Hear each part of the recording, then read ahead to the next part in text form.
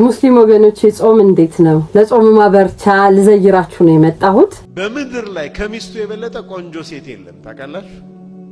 እያንዳንዳችሁን ብጠይቃችሁ ምድር ላይ ቆንጆዋ ሴት ማነች ብላችሁ ሚስታችሁን ነው የምትነግሩት። መፈቀር ስጦታ ነው። ያገባት በ15 ዓመት እንደምትበልጠው አውቆ ነው። እሱ በፊትም 2 ጊዜ አግብታ እንደተለያየችም አረጋግጧል። ያለፈ ታሪኳን በመመዘን ሳይሆን አሁን ያለችበትን ማንነቷን ተረድቶ እሷ ለሱ የመጀመሪያው ሚስቱ ነበረች። እጅጉን ታማኝ ሚስት ሆና 6 ልጆችን ወለደችለት። መከራ ዘመኖችን ችግርህም ጋር ከደስታህም ጋር ከጎንህ ነኝ ብላ ለ25 ዓመታት አብራው ኖረች። ማንም ሰው ዘላለም አይኖርምና እቺ ምርጥ ደግ ሚስት ሞተች።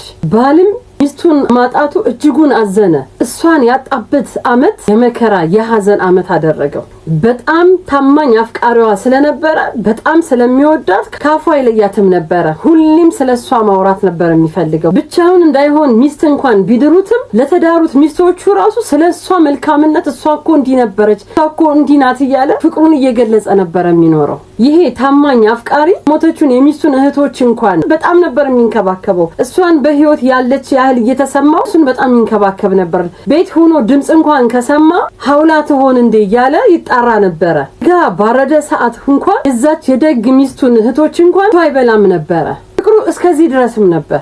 ምን ያህል ደግና ምን ያህል ምርጥ ሴት ብትሆን ነው ሞታም እንኳን ስሟን መጥራት ያላቆመ ዘመዶቿን ራሱ ሚስቶች ጋር እኩል የሚንከባከብ እቺ ምርጥ ድንቅ ልበ ንጹህ ሴት ማናት ካላችሁ ኸዲጃ በንቲ ኸውሊድ ናት። ኸዲጃ በእስልምና ታሪክ ውስጥ መልካም ሴት ምሳሌ የሆነች ሴት ናት።